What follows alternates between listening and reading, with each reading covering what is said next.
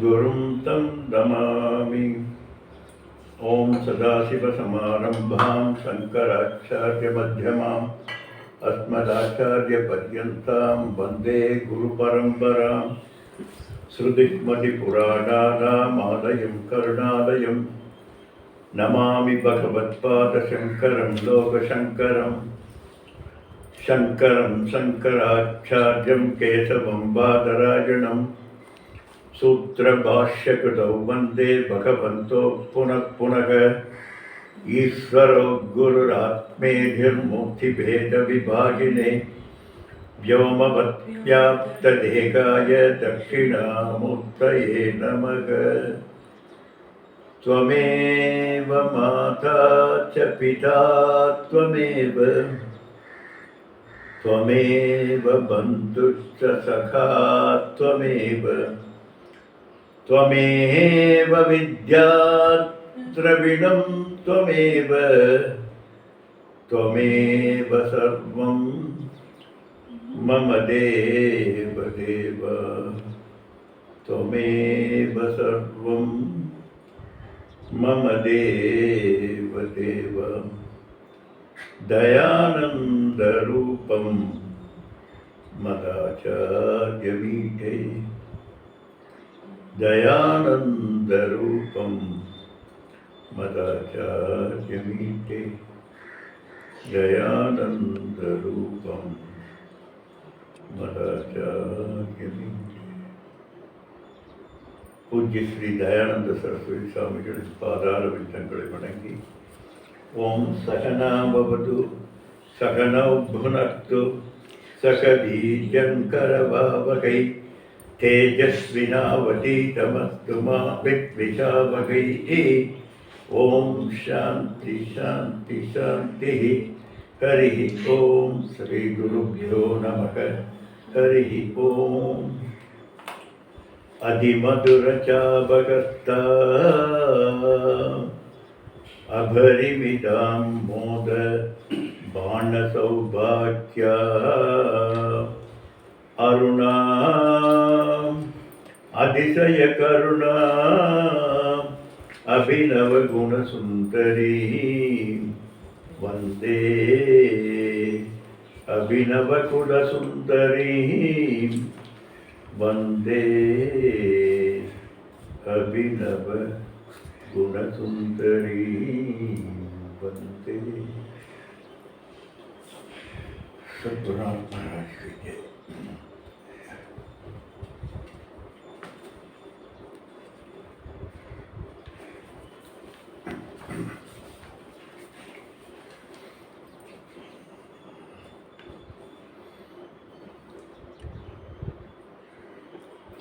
श्री गुरुभ्यो नमः।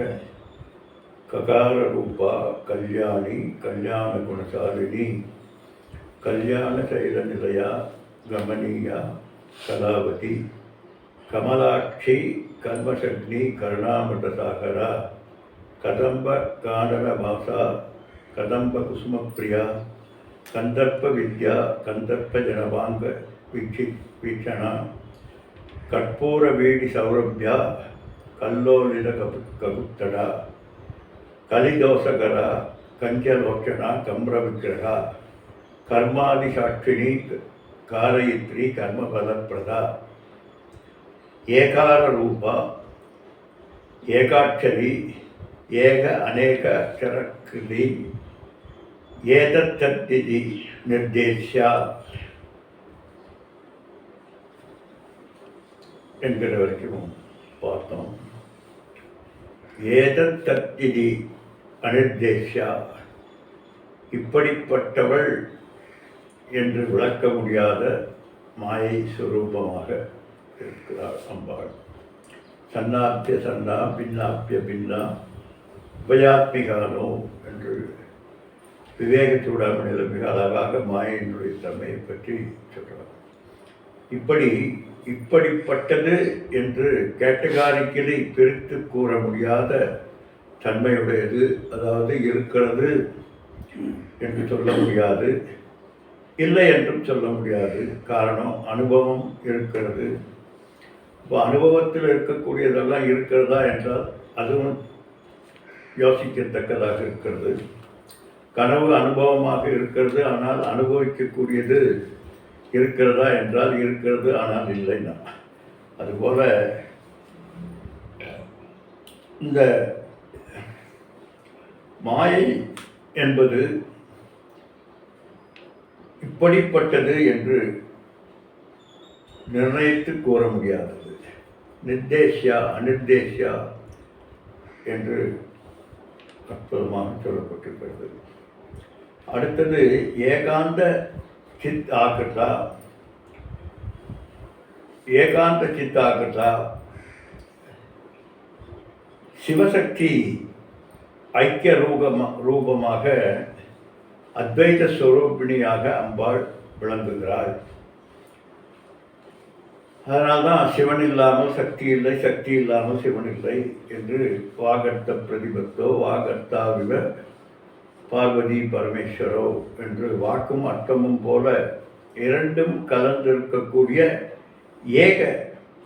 ஏகாந்த சித் அல்டிமேட்லி எது என்று ஆராய்ந்து பார்த்தால் இது சித் ஸ்வரூபமாக இருக்கிறது என்கிற ஐக்கிய ரூப தன்மையை கொடுக்கிறது. அடுத்தது ஏக அந்தம் என்றால் முடிவான முடிவு.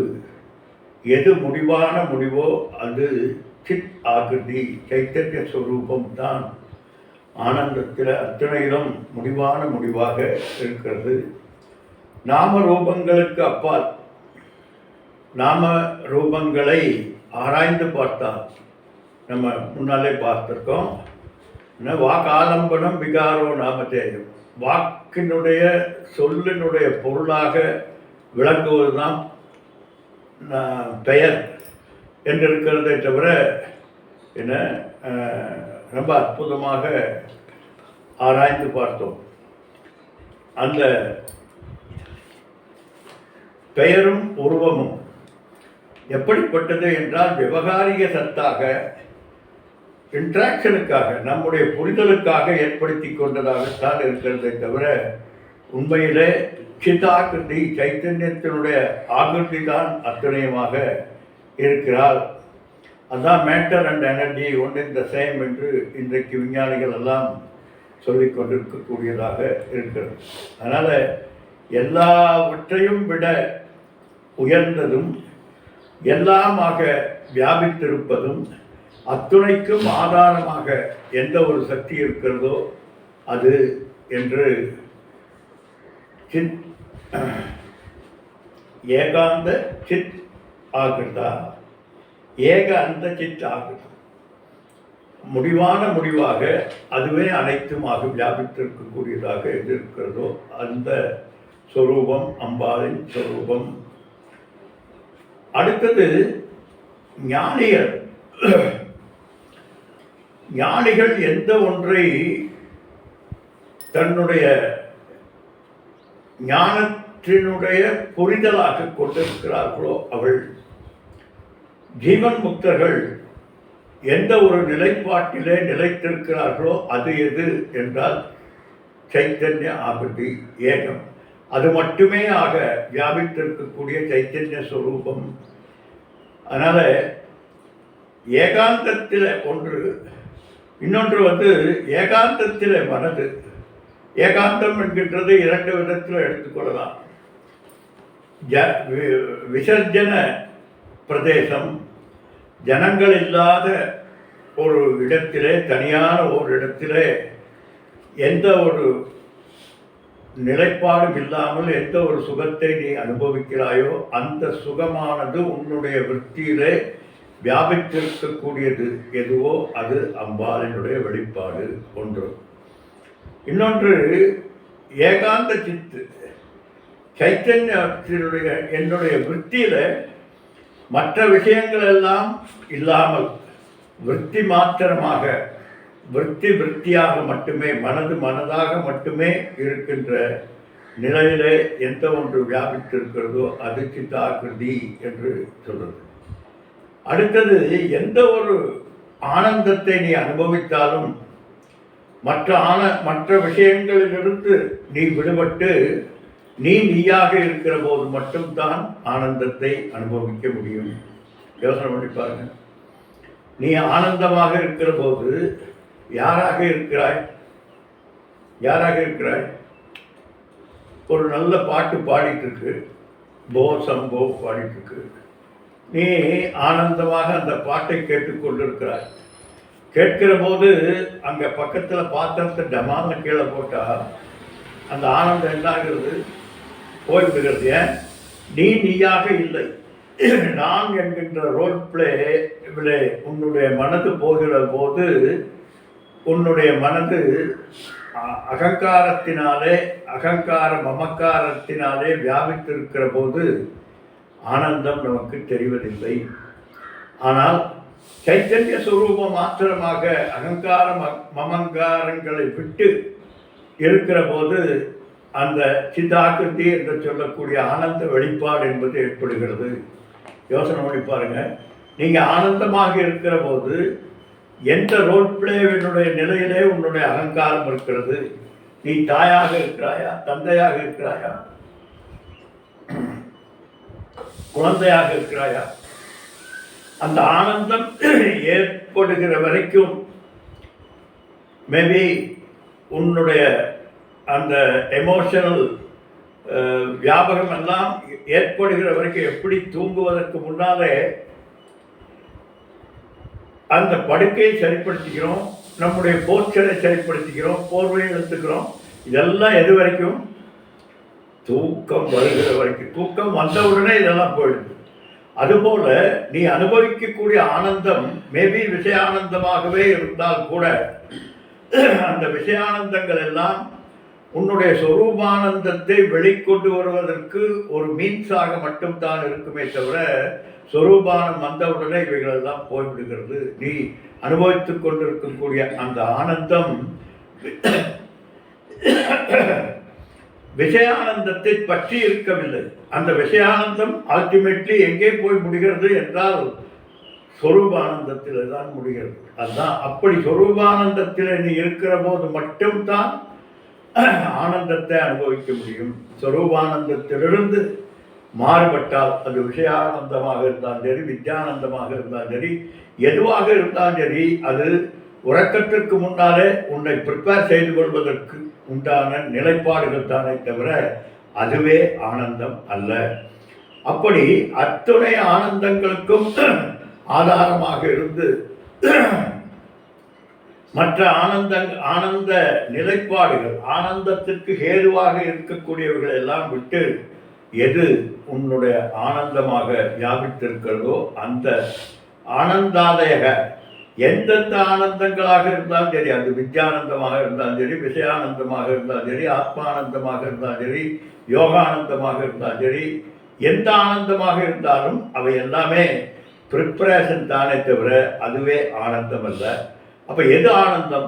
சித் ஆகிருதி, எந்த ஒரு சைத்தன்யமானது இவைகளிலெல்லாம் வியாபித்து உனக்கு ஆனந்தத்தை அளித்து கொண்டிருக்கிறதோ அது என்று ஒரு அர்த்தத்தை சங்கரர் சொல்றார். அடுத்தது,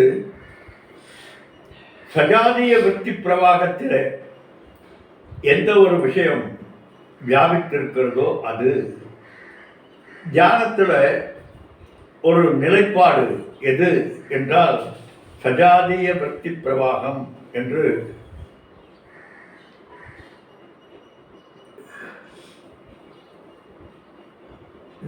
ஒரு பிராக்டிஸ் இருக்கிறது, ஒரு சாதனை இருக்கிறது. அது என்ன என்றால் மற்ற விஷயங்களிலிருந்து மனதை விடுபடுத்தி ஏகாக்கிரகம், சித்த ஏகாக்கிரகம், ஒரு நிலைப்பாடு கொண்ட ஒரு விஷயத்தை மட்டுமே எண்ணிக்கொண்டிருக்கக்கூடிய விசாரத்திலே அதனுடைய பழுத்த நிலை, அந்த விசாரமானது பழுத்து அது எப்போது முடிவுக்கு வருகிறது, எப்போது அது பக்குவப்படுகிறது என்றால் விஜாதிய விருத்தியிலிருந்து விடுபட்டு சஜாதிய விருத்திக்கு எப்பொழுது, அதாவது வியாபித்து கிடந்து கண்டவற்றை நினைக்கக்கூடிய நினைப்பிலிருந்து விடுபட்டு அதை பற்றிய தற்சிந்தனம் தற்கதனம் என்று சொல்வது போல அதை பற்றியே நினைத்து கொண்டிருக்கக்கூடிய விற்பி, அதுக்கு தான் சஜாதிய விற்பி பிரவாகம் என்று நம்ம அன்னைக்கு பார்த்தோம். எப்படி இதில் கங்கையில் தோன்றுகின்ற நீர், கங்கோத்திரியில் தோன்றுகின்ற நீர் சொட்டு சொட்டாக வந்து கடைசியில் ஒரு பெரிய ஆறு போல ஆகி அது வந்து இரண்டரை கலக்கிறது கங்கா சாகரத்தில். அதுபோல உன்னுடைய விற்த்திகள் எல்லாம் சித்த ஏகாக்கிரகமாக அனைத்து நிலைப்பாடுகளிலிருந்தும் விடுபட்டு அந்த ஆத்ம விசாரத்திலேயே ஈடுபட்டிருக்கிற போது அந்த ஆனந்தம், அந்த எதை பற்றிய உன்னுடைய அந்த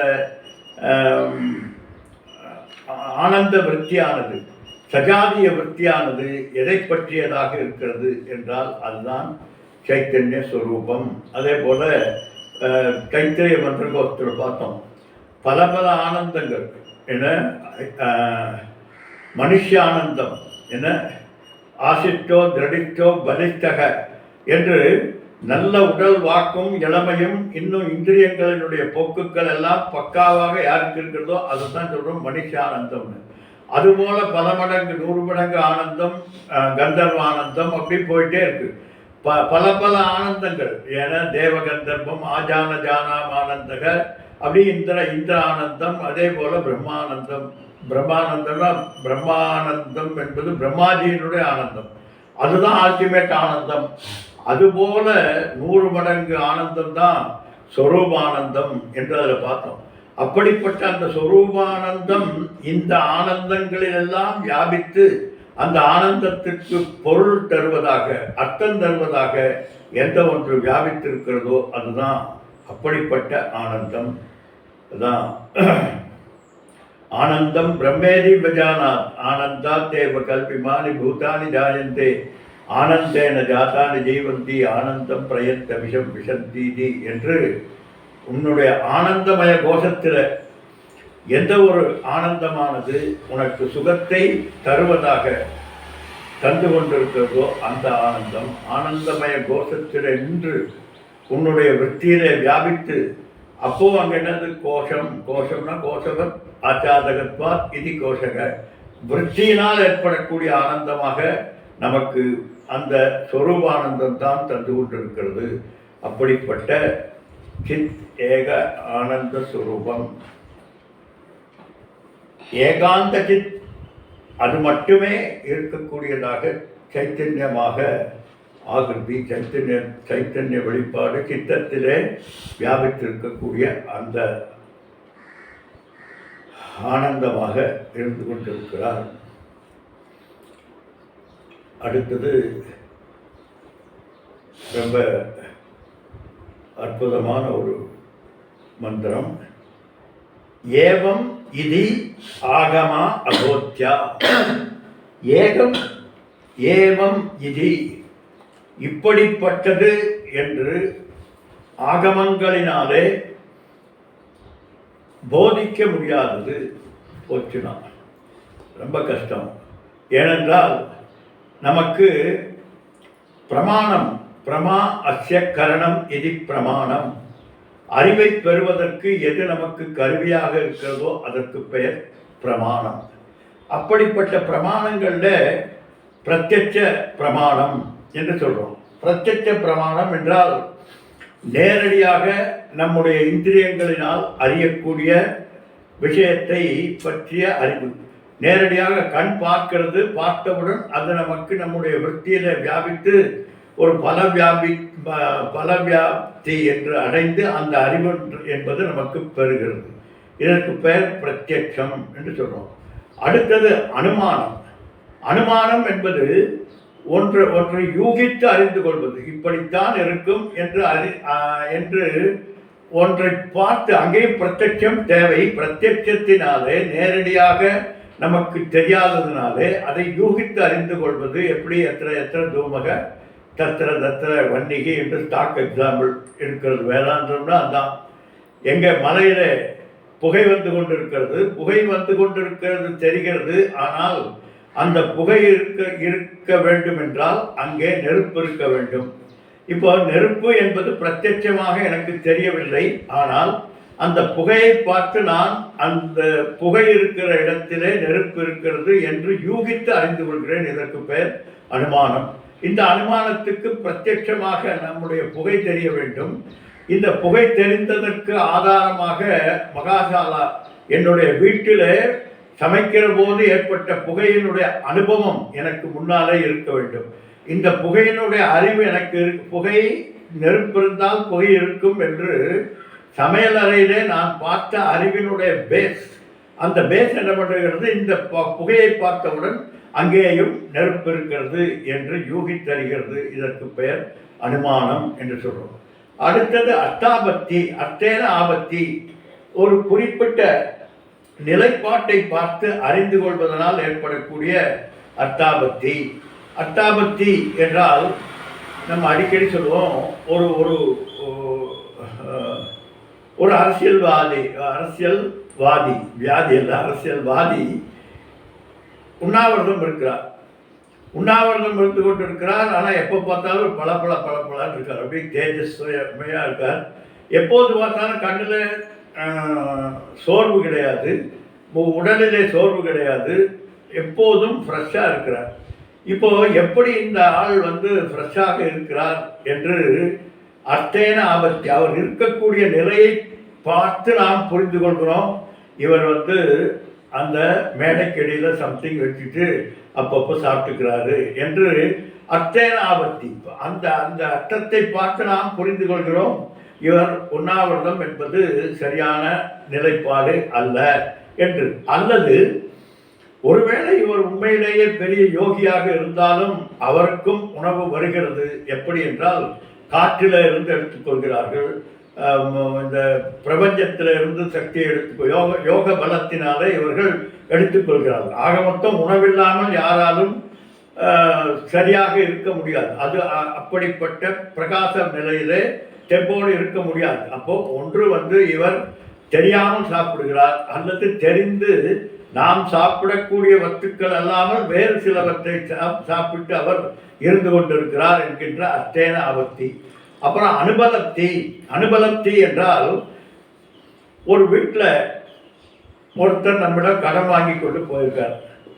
அவர் ரொம்ப நாளாக நமக்கு கடன் திருப்பி கொடுக்கல. சரி, இன்னைக்கு நேரடியாக வீட்டிலேயே போய் பார்த்து விட வேண்டும் என்று ஃபோன் பண்ணிவிட்டு நான் 10 மணிக்கு வர்றேன், வர்ற போது பணத்தை ரெடியாக வச்சுருக்கணும்னு ஃபோன் பண்ணி சொல்கிறார். இன்னும் சும்மா இருந்திருந்தா பரவாயில்ல, இவர் சொல்லிட்டார் நான் வர்றேன். உடனே அவர் என்ன பண்ணுறார், வீட்டை வெளியில் பூட்டிட்டு உள்ளுக்குள்ள உட்காந்துக்கிறார், இல்லை இல்லாதது போல். இப்போ இவர் பார்க்குறார், ஓ சரி ஆள் இல்லை, எங்கேயோ போயிட்டார் போல் இருக்கு அப்படின்ட்டு மெல்ல போகலான்னு திரும்புகிறார். திரும்புகிற போது போயிட்டானான்னு ஒரு சத்தம் கேட்குது. இப்போ என்ன அர்த்தம்? அதுதான் அனுபலப்தி. இந்த சத்தத்தை வைத்து உண்மையிலே எனக்கு நான் பெற்ற இவன் வீட்டிலே இல்லை என்கின்ற அறிவு ஃபேலபிள். அப்போ என்ன, உள்ளுக்குள்ளே இன்னொருவன் இருக்கிறான் என்கின்ற ஒரு அறிவை தருகிறது. இது அனுபலப்தி. அதே போல தான் அர்த்தாபத்தியும் ஒரு அறிவை தருகிறது, ஒரு அறிவை தருகிறது. அந்த அறிவு ஃபேலபிள். அந்த அனுமானம் ஒரு அறிவை தருகிறது, அது ஃபேலபிள். சரி, இதெல்லாம் சரிங்க. பிரத்யட்சம் என்பது சொல்லக்கூடியது அதுவும் இல்லை. கண்ணால் காண்பதும் போய், காதால் கேட்பதும் போய், தீர விசாரிப்பதே மெய். நம்ம அடிக்கடி பார்த்துருக்கோம். நீ பார்க்கக்கூடிய எதுவும் பார்ப்பதாக இல்லை. ஏனென்றால் எத்யத் திருஷ்யம் தத்தத் அனித்யம் திருஷ்யத்வாத். அழகா சொல்லு. எதை எதை பார்க்கிறாயோ அதெல்லாம் இல்லாதது, அதாவது உண்மையாக இல்லாதது, அனித்தியமானது. ஏனென்றால் நீ உன்னால் பார்க்கப்படுகிறது. பார்க்கப்படுகின்ற அத்தனையும் நிச்சயமாக உண்மையான தோற்றம் உடையதல்ல என்று. அப்படி அதே போல உபமானம். உபமானம் என்பது இதுவரைக்கும் நான் பிளம்ஸ் அல்ல, அதுக்கு என்ன சொல்றது, ஒரு பழம், அந்த பழத்தை நான் பார்த்ததில்லை. அந்த பழத்தை நான் விவரிக்க வேண்டும் என்றால்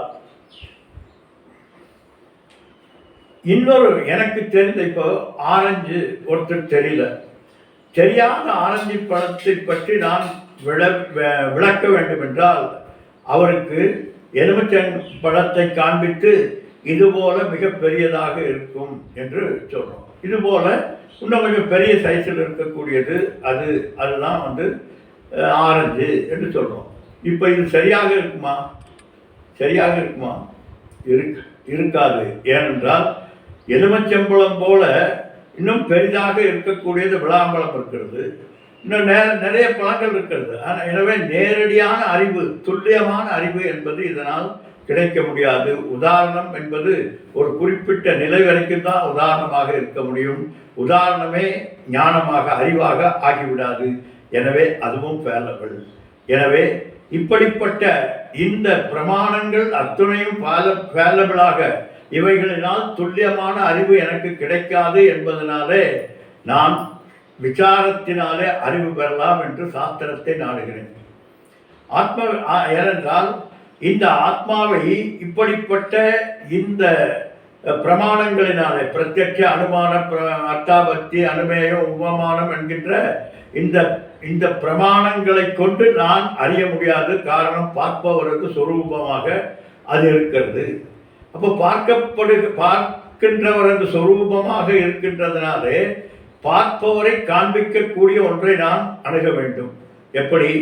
இந்த கண்ணாடி போல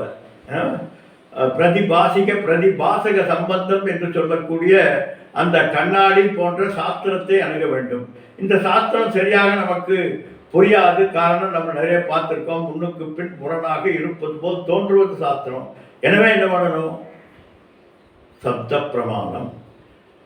பிரமாணம் என்று சொல்லக்கூடிய வாக்கியார்த்த லட்சியார்த்தங்களை ஆராய்ந்து பார்த்து அறிந்து கொள்கின்றதுனால தான் நமக்கு இந்த ஆத்ம ஞானம் என்பது கிடைக்கும். இதுதான் பொதுவான நம்முடைய தன்மை.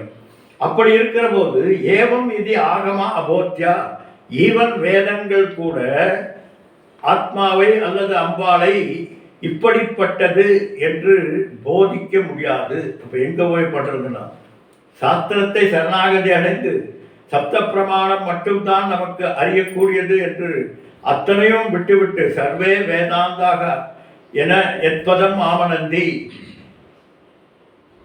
எல்லா வேதங்களும் வேதாந்தங்களும் யாருடைய பதத்தை பற்றி பேசுகிறதோ அவள் என்று சொல்லிட்டு அப்புறம் அது விளக்க முடியாது அப்படின்னா என்ன அர்த்தம்னா, சர்வ வேதாந்த சித்தாந்த கோச்சரம் தம கோச்சரம் கோவிந்தம் பரமானந்தம் சத்குரும் பிரணதோஸ்மியம் அகம் என்று சர்வ வேதாந்த சித்தாந்த கோச்சரம் தம் அகோச்சரம், எல்லா விதமான வேதங்களும் வேதாந்தங்களும் சித்தாந்தங்களும் எந்த ஒன்றை பற்றி எப்படிப்பட்ட ஒன்று, கோச்சரம் தம் அகோச்சரம், இந்த மனம் புத்தி இந்திரியங்களினால் விளக்க முடியாதது, மனத்திற்கு அப்பாற்பட்டது, அகோச்சரம், மனசுக்கு அகோச்சரமாக இருக்கக்கூடியது. அப்படிப்பட்ட அதை நாம் வேதாந்த சித்தாந்தங்களினால் அறிய முடியும் என்று பார்த்து அதை எடுத்துக்கொண்டிருக்கிற போது கோவிந்தம் பரமானந்தம் என்று சொல்லக்கூடிய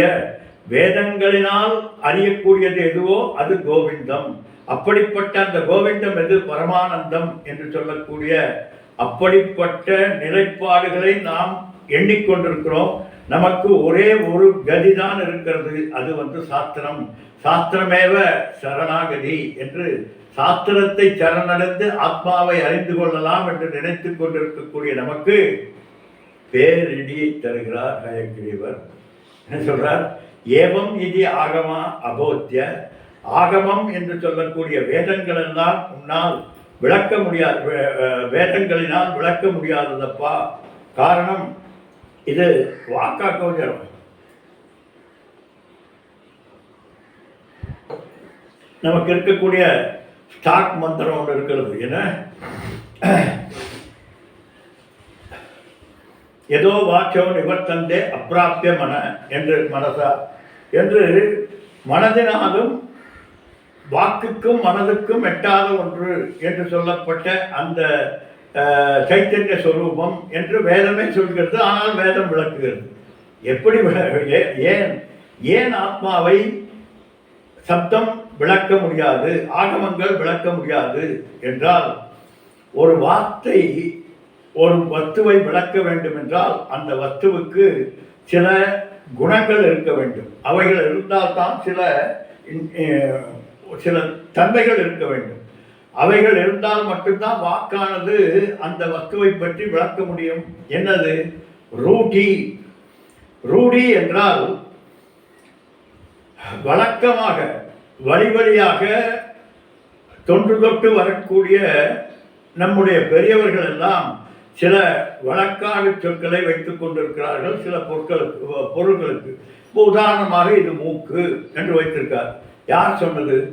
மூக்கு என்பதற்கு இலக்கணம் என்ன? எப்படி இதை மூக்கு என்று நீ சொல்கிறாய், ஏன் இதை மூக்கு என்று சொல்லக்கூடாது என்று கேட்க முடியாது. காரணம், காலங்காலமாக என்றைக்கு இந்த பிரபஞ்சம் ஆரம்பித்ததோ அன்றையிலிருந்து இதுதான் மூக்கு என்று வழி வழியாக சொல்லிக் கொண்டிருந்தார்கள். அதனால மூக்கு என்று சொன்னவுடன் நமக்கு ஒரு உறுப்பினுடைய அறிவு ஏற்படுகிறது. எனவே ரூಢி என்று முதலிலேயே இருக்கக்கூடியதாக இருந்தால் அது நமக்கு தெரியும். அல்லது ஜாதி. ஜாதி தாவரம், ஜங்கரம், மலை என்று சொல்லக்கூடிய 84 லட்சம் வகை தன்மைகள் இருக்கிறது, ஜாதிகள் இருக்கிறது. இந்த ஜாதிகளை கொண்டு நாம் இது என்ன, மரம் என்றால் அது ஒரு ஜாதி, மலை என்றால் அது ஒரு ஜாதி, மணல் என்றால் அது ஒரு ஜாதி, நதி என்றால் அது ஒரு ஜாதி. அப்படி ஒரு குறிப்பிட்ட தன்மையை கொண்டதாக இருக்கக்கூடியதற்கு ஜாதி என்று பெயர். அப்படிப்பட்ட ஜாதியாக இருந்தால் நமக்கு அடையாளம் தெரியும். அதே போல நாமம், பெயர், ஒரு உருவம் இருந்தால்தான் அதற்கு ஒரு பெயர் என்பது ஒன்று இருக்கும். அதுபோல அந்த நாமத்தை கொண்டு பெயர் என்று அந்த உருவத்திற்கு ஒரு பெயரை சொல்லி ஆரோபித்து அதன் மூலமாக அதை நாம் அறிந்து கொள்கிறோம். அதற்கு நாமம், அதுதான் ரூபம். அடுத்தது குணம். குணம் என காரமாக இருக்கிறது, அல்லது இனிப்பாக இருக்கிறது, வெளிச்சமாக இருக்கிறது, வெளிச்சம் கம்மியாக இருக்கிறது போன்ற குணங்கள். அல்லது சம்பந்தம். சம்பந்தம் அதனால தான் வச்சார். அப்பா மகன், பிள்ளை குழந்தை, தாய் என்று தாய் தந்தை, அது இது மாமா மச்சான் அண்ணன் தம்பி போன்ற இது. அதே போல கிரியா. கிரியா என்றால் செய்பவர். ஆசாரி என்றால் அவர் தச்சு வேலை செய்பவர். தச்சு வேலை செய்கின்றதுனால இவருக்கு பெயர் ஆசாரி. டிரைவர், ஓட்டுகின்றவர் என்று அவர் செய்யக்கூடிய ஆச்சாரியார் என்றால் அவர் தன்னைத்தான் அறிந்து கொண்டு மற்றவர்களுக்கும் அதை எடுத்து சொல்கின்றவர்கள். சுயம் ஆச்சரதி பரான் ஆச்சரதியதி என்று சொல்லக்கூடிய அந்த தன்மை உடையவர்கள். இப்படி செயல்கள் மூலமாக நாம் ஒன்றை ஒரு சப்தத்தினாலே ஒரு பொருளை விளக்க முடியும். அதே போல குணத்தினாலே முடிக்க முடியும், சம்பந்தத்தினாலே விளக்க முடியும், ரூபம் இருந்தால் விளக்க முடியும், பெயர் இருந்தால் விளக்க முடியும். அதே போல ரூಢி என்று சொல்லக்கூடிய வழி வழியாக வந்த ஒரு நாம் வைத்துக் கொண்டிருக்கக்கூடிய ஒரு குறியீடு, இதைகளை கொண்டு நாம் இவைகளை அறிந்து கொள்ள முடியும். அதனால அப்போ வேதம் என்பது சப்தம். இந்த சப்தம் என்பது இவைகளோடு கூடிய எந்த ஒன்று இருக்கிறதோ அதைத்தான் விளக்க முடியும். இந்த ஆத்மாவுக்கு ஜாதி நீதி குல கோத்திர தூரகம் நாம ரூபகுண தோஷ வர்ஜிதம் தேசகால விஷயாதி வர்ஜிதம் பிரம்ம தத்துவமசி பாவயாத்மனி என்று விவேக சூடாமணி மிக அழகாக சொல்கிறது. இதற்கு ரூಢி கிடையாது, நாமம் கிடையாது, ரூபம் கிடையாது, குணம் இல்லை, சம்பந்தம் இல்லை. ஆத்மாவுக்கு பெண்ணு கிடையாது சம்பந்தம் பண்ணிக்கிறதுக்கு, மகள் கிடையாது. ஜாயதே பிரியதே இது கதாஜிது, இது பிறப்பதும் இல்லை, பிறப்புக்கு காரணமாகவும் இல்லை. அப்படிப்பட்ட இதுக்கு என்ன சம்பந்தம்? அதுக்கு காரண காரிய சம்பந்தம் இருக்கிறது. காரண காரிய சம்பந்தம் என்பது ஆத்மாவுக்கு கிடையாது. என ஜீவனுக்கும் ஈஸ்வரனுக்கும் தான் இருக்கிறது. அதனால இப்படிப்பட்ட எந்த நிலையாலும் இருக்க முடியாததனால் இதை பற்றி சப்தத்தால் இது விளக்க முடியாது. இதைத்தான் இங்க சொல்றார். ஆகமா அபோத்திய, ஈவன் வேதத்தினால் கூட இதை விளக்க முடியாது. அப்ப எப்படி இந்த பாடுபட்டு இருக்கணும்? காலையில 7 மணிக்கு அழகாக இந்த பணியில இழுத்து போட்டு என்ன தூங்காமல் தூங்கி சுகம் காண்றதை விட்டு போட்டு இங்கே வந்து இந்த இதுக்கு முன்னால உட்கார்ந்து கேட்டுட்டு இருக்கிறோமே, இது எதுக்கு? ஏன்னா ஆகமத்தால் விளக்க முடியாது. அப்படிப்பட்ட அதை தூங்காமல் தூங்கி சுகம் காணாமல் இதை கேட்டுக்கொண்டிருக்கிறோமே, இது வேஸ்ட்டு என்று நினைக்க வேண்டாம். ஏனென்றால் வேதங்கள் என்ன செல்கிறது என்று அன்னைக்கு பார்த்தோம். என்ன பண்ணுறது? தடஸ்த லட்சணமாக இவைகள் அல்ல, இது அல்ல, இது அல்ல, இது அல்ல என்று நேதி நேதி நேதி என்று விளக்கி கடைசியாக எந்த ஒன்று இவைகளுக்கு ஆதாரமாக இருக்கிறதோ என்று அப்படிப்பட்ட உண்மையை விளக்குவதுதான் வேதங்கள். எனவே வேதம் சப்த பிரமாணம் மட்டும்தான் நமக்கு பிரமாணம். அந்த சப்த பிரமாணம் நேரடியாக இது ஏவம் இது என்று இதுதான் என்று நேரடியாக காட்ட முடியாது. அதனால வாக்கியார்த்தத்தினாலே அறிய முடியாத இந்த பரபிரம்மனை லட்சியார்த்தமாக நமக்கு விளக்குவது அசோச்சியான் அன்வசோச்சத்துவம் பிரஜாபாதம் பாசதே அச்சேத்யோயம் அதாட்யோயம் அவிகாரியோயம் உச்சதே என்று அச்சேத்யோயம் அதாட்யோயம் எந்த ஒன்றை சோதித்து அறிய முடியாது, எதனாலும் செய்ய முடியாது அப்படிப்பட்ட ஒன்றை இந்த வேதங்கள் நேதி நேதி என்று அது அல்லாதவைகளை விளக்கி லட்சியார்த்தத்தின் மூலமாக மகா வாக்கியங்களினுடைய தன்மையை கொண்டு ஆவாந்தர வாக்கியங்களை கொண்டு மகா வாக்கியங்களுக்கு ஆதாரத்தை ஏற்படுத்தி அந்த அஸ்திவாரத்திலே மகா வாக்கியத்தை சொல்லி நமக்கு ஜீவ பிரம்ம ஐக்கிய போதத்தை தெரிவிக்கிறது. அதுகூட என்ன செய்கிறது? உபாதியை தள்ளுகிறது. நீ அதுவாக இருக்கிறாய் என்றால் எப்படி என ஜெகலட்சணம் ஜகாலட்சணம் ஜகாஜகலட்சணம் என்கின்ற லட்சணாவர்த்தியின் மூலமாக நமக்கு மகா வாக்கியங்களை எடுத்துச் சொல்லக்கூடிய உபாதி நீக்கம், ஈஸ்வர உபாதியையும் ஜீவ உபாதியையும் விலக்கி வேற்றுமைகளை கலைந்து வேற்றுமைகளை தியாகம் செய்து அந்தர்யாமியாக எந்த ஒன்று இருக்கிறதோ அதுதான் லட்சணம். அந்த லட்சணம் அதுதான் ஆத்ம சைத்தன்ய ஸ்வரூபம். அதனால காரியமான ஜகத்தை விலக்கி காரணமாக இருக்கக்கூடிய ஈஸ்வரனையும் விலக்கி பாருங்க. காரிய காரண விலட்சணம் பிரம்ம என்றால் காரியம் என்றால் இந்த பிரபஞ்சம், இந்த பிரபஞ்சத்தை விளக்குகிறோம். எப்படி இது நாமம் இல்லை ரூபம் இல்லை என்று இது இல்லை இது இல்லை இது இல்லை என்று நம்ம பார்த்துருக்கோம். ஏன்னா மரத்தில் மரம் இல்லை, கதவுல கதவில்லை என்று இதெல்லாம் விலக்கி விலக்கி விலக்கி பார்த்து கொண்டிருக்கக்கூடிய இவைகளினாலே. எனவே இப்போ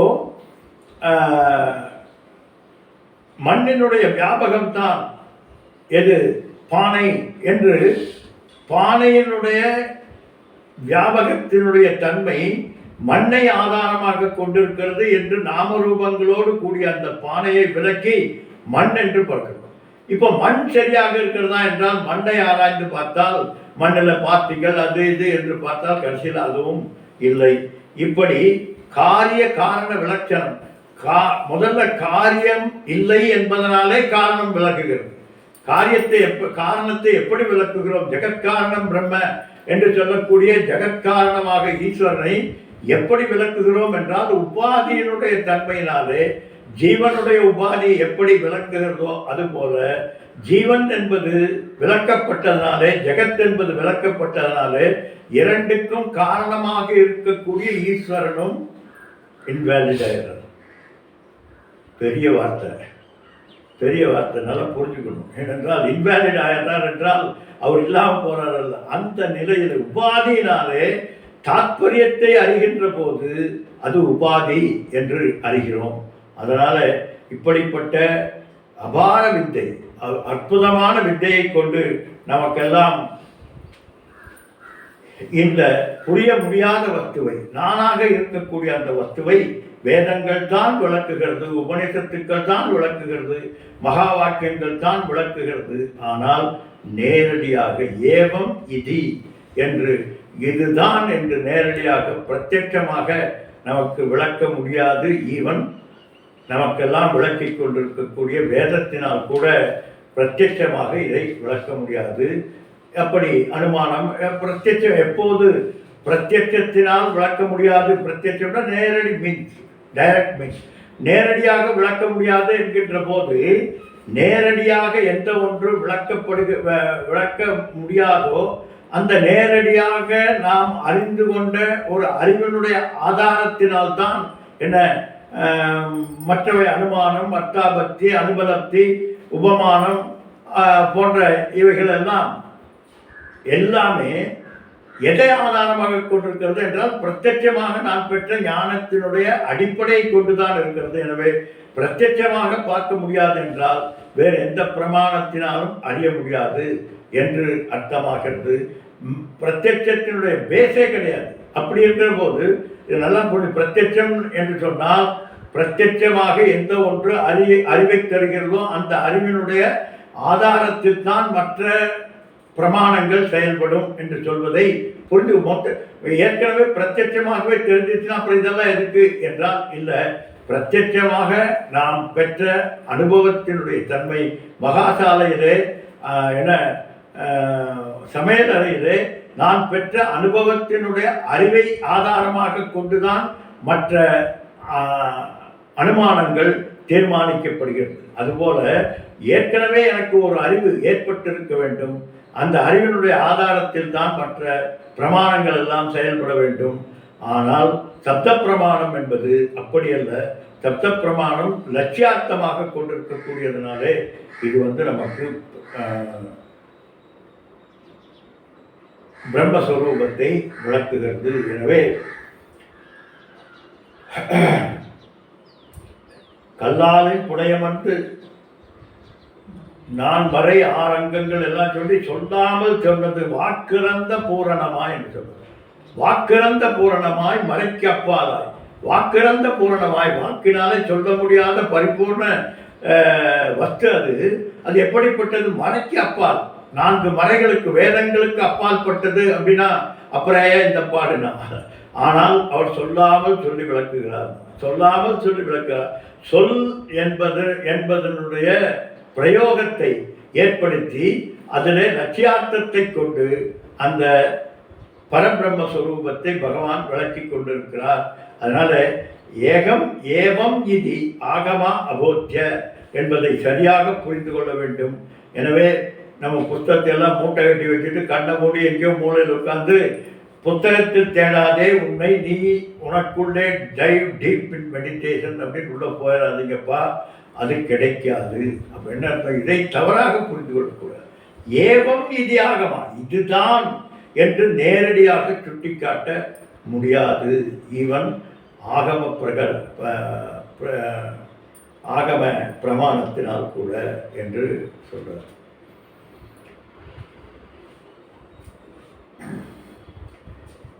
ஏக பக்திமத் அக்ஷிதா.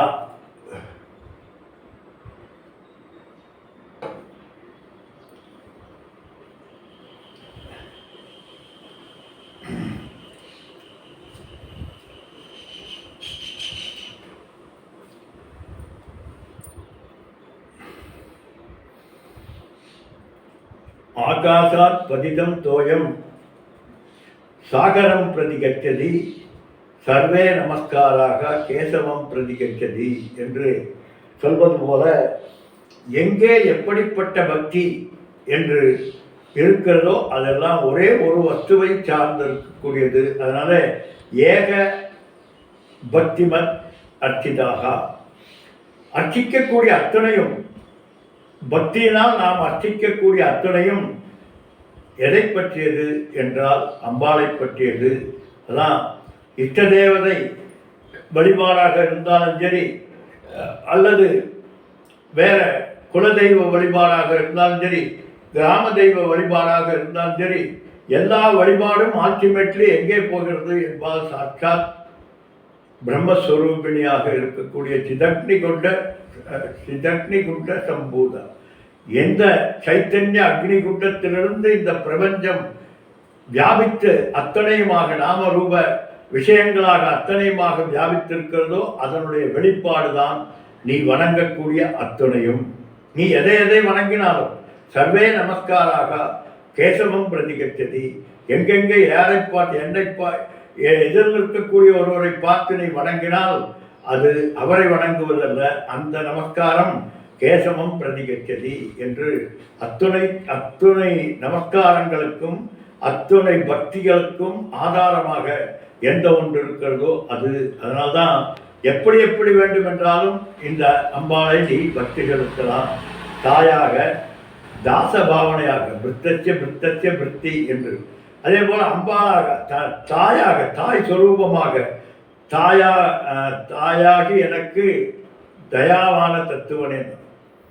தாய் போன்ற, தாய் அப்படிங்கிற ஒரு வார்த்தைக்கே அவ்வளோ பெரிய அர்த்தம் இருக்கிறது. தாய் என்றால் சாதாரண விஷயம் அல்ல. எப்படி ஒரு மாடு, ஒரு பசுமாடு தன்னுடைய கன்றை பார்த்தவுடன் அது ஒரு குரல் கொடுக்கிறது. இந்த குரலை கேட்டவுடனே மிகப்பெரிய ஒரு மாறுதல் அந்த கன்றுக்குட்டிக்கு ஏற்படுகிறது. அந்த கன்றுக்குட்டிக்கு ஏற்படக்கூடிய ஒரு மாறுதல் தாய்க்கு ஏற்பட்டு தன்னுடைய மடியிலிருந்து பாலை சுரக்கிறார். இப்போ எவ்வளவு பெரிய ஒரு விஷயம்! அந்தர்யாமியாக கண்ணுக்கு தெரியாமல் ஒரு மாபெரும் சக்தியானது, இயக்க சக்தியானது இயக்கிக் கொண்டிருக்கக்கூடியது அந்த சொல்லுக்கு, தாய் என்ற சொல்லுக்கு அப்படிப்பட்ட ஒரு மகத்துவமான ஒரு தன்மை இருக்கிறது. அந்த தன்மை வடிவாக தாயாக அம்பாளை வணங்குபவர்கள் பலர். அப்படி வணங்குபவர்கள் எல்லாம் எமோஷனலி, அவர்கள் எல்லாம் உணர்ச்சி வசப்பட்டு உணர்ச்சி பூர்வமாக, காரணம் அவர்களுக்கு உள்ளுக்குள்ளே ஏற்பட்டிருக்கக்கூடிய அடி, இன்னர் கோர் பர்சனாலிட்டி என்பது மிக மிக மிக வீக்காக இருக்கக்கூடியது. அதனால் அவர்கள் எதை பார்த்தாலும் அழுது விடுவார்கள். அப்படிப்பட்ட எமோஷனலி வீக்காக இருக்கக்கூடியவர்களுக்கு தாயாக இருந்து அருள் பாலிக்கிறார். அப்படி அவர்கள் தாயாக பார்க்கின்ற போது அவர்கள் இழந்த அத்துணையையும் பெற்றதாக ஆகிவிடுகிறார்கள். எதெல்லாம் தன்னுடைய வீட்டிலே தகப்பனாலே, தாயாலே, சகோதரனாலே, இன்னும் சொந்த பந்தங்களினாலே கிடைக்காத ஒரு பேராதரவு அம்பாளிடம் கிடைக்கிறது என்று ஒரு சைக்காலஜிக்கல் டிபெண்டன்ஸ் என்பது பெருவாரியாக ஏற்பட்டு அம்பாளை சரணாகதி அடைகிறார்கள். அதனால்தான் அவர்கள் காதலாகி கசிந்து கண்ணீர் மல்கி என்றெல்லாம் சொல்றதுக்கு காரணம் அவர்களது சைக்காலஜிக்கல் வீக்னஸ். அதை சரிப்படுத்தக்கூடியது ஒன்றே ஒன்று, அது அம்பாள் தான். உடனே நாமெல்லாம் பெரிய ஆட்கள், அவங்கெல்லாம் வீக்னஸ் என்ற நமக்கும் இருக்கிறது. இந்த சைக்காலஜிக்கல் வீக்னஸ், டிபெண்டன்ஸ் என்பது இல்லாதவர்கள் பெரும்பாலும் இல்லை. ஆனால் அதில் அதிகமாக யாருக்கு வீக்னஸ் இருக்கிறதோ அவர்கள் தான் உணர்ச்சி வசப்படுபவர்களாக. அம்பாளை பற்றி பாட்டு பாடினா கண்ணில் தண்ணி வரும். அந்த ட்ரம்ஸை வாசிக்கிற போது தன்னை அறியாமல் ஆட்டம் வரும். இதெல்லாம் காரணம் என்ன? Psychological weakness. அந்த வீக்னஸ் வெளிப்படும் போது அதற்கு ஆதரவாக அம்பாள் இருந்து அவர்களை அணைத்து காத்து நல்ல ஒரு நிலைக்கு கொண்டு வருகிறார். அந்த வீக்னஸிலிருந்து அவர்களை வெளிப்படுத்துகிறார்கள். அதனால தான் நம்ம எந்த ஒரு ப்ராப்ளமாக இருந்தாலும் பக்கத்து வீட்டுக்காரர்கிட்ட சொன்னால் அது நாளைக்கு விஷயமாயிடும், விளம்பரமாயிடும். அதனால் எதை வேண்டுமென்றாலும் சொல்லி என்னுடைய மன அழுத்தங்களை வெளிப்படுத்தி கொண்டு ஒரு வடிகாலாக திகழ்வதற்கு அம்பாள் தாய் அன்பாக இருந்து நம்மை காப்பாற்றுகிறார். அதனால் தாயாக இருக்கிறார். அதே போல் தாசபாவனையாக, இந்த ஒன்றொன்றுக்கும் பெரிய பெரிய விளக்கங்கள் இருக்கிறது. அகங்காரத்தை விடுத்து நான் பிருத்தன், நான் தான் அத்தனைக்கும் காரணம் என்று எண்ணிக்கொண்டிருக்கின்ற தன்மையை விடுத்து நான் அத்தனைக்கும் அடிமையாக, ஈஸ்வரனுக்கு அடிமையாக இருக்கிறேன், அவரது வழிகாட்டுதன்படி, அவரது ஆணையின்படி நான் செய்து கொண்டிருக்கிறேன் என்று சரணாகதி அடைந்து தாசபாவம் என்று சொல்லக்கூடிய தன்மையிலே எஜமான் சேவகன் என்கின்ற நிலையிலே என்னை அவர் ஆட்டிவித்துக் கொண்டிருக்கிறார். ஆட்டுவித்தால் ஆடரோன் ஆடாதாராய் கண்ணா என்று அவர் ஆட்டுவிக்கிறார் என்கின்ற தாச பாவனையோடு ஒரு சேவகனாக, சேவகனை அவர்களெல்லாம் பெரிய ஆட்கள் என்று தயவு செஞ்சு யாரும் நினைத்து விடாதீர்கள். அது போன்ற எண்ணம் நமக்கு வர தேவையில்லை. அது மட்டுமல்ல, இன்னும் பெரிய விஷயங்கள் எல்லாம் இருக்கிறது. ஏன்னா பரீட்சித்து மகாராஜா அவருடைய பக்தி சிரவண பக்தி, சிரவணத்தினாலேயே அவர் அதையே கேட்டு கேட்டு கேட்டு அவரை பற்றி கதை கேட்கறது போல. நிறைய பேருக்கு பாடம் படிக்கிறது இதெல்லாம் விட கேட்டுக்கொண்டிருப்பதிலே மிகப்பெரிய ஆனந்தத்தை கொண்டு அவர்கள் சிரவண பக்தியாக இருப்பார்கள். அதே போல சுகதேவர் என்பவர் கீர்த்தனம், பாட்டு பாடி, எப்படி நம்முடைய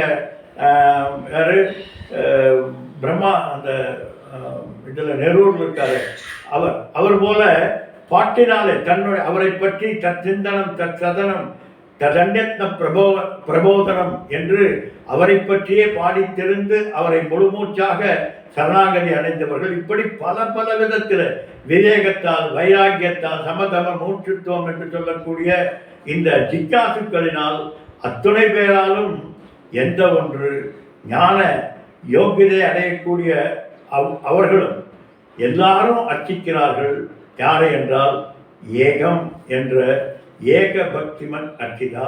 இந்த அத்துணை பக்தியும் என்ன அர்த்தார்த்தி ஜிக்ஞாசு ஞானி என்று சொல்லக்கூடிய அத்துணை பேரும் யாரை பாராட்டி கொண்டிருக்கிறார்கள், எதை பற்றி பக்தி செலுத்திக் கொண்டிருக்கிறார்கள் என்றால் அத்துணையும் அம்பாளை பற்றி, அத்துணைக்கும் ஆதாரமாக இருக்கிறார். அதே போல இன்னும் ஈஸ்வர ஜீவ ஈஸ்வர ஐக்கிய போதத்தை பெறுபவர்கள் கூட அவர்களும் பக்தர்கள் தான். ஆனால் பக்தி இல்லாதவர்கள் இந்த உலகத்திலே யாருமே கிடையாது.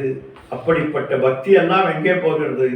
ஆகாசாத் பதிதம் தோயம் சாகரம் பிரதிகச்சதி சர்வே நமஸ்காராக கேசவம் பிரதிகச்சதி என்று அத்தனையும் அம்பாளினுடைய பாதார விந்தங்களினுடைய தன்மையிலே சரணாகதி அடைவதுதான்.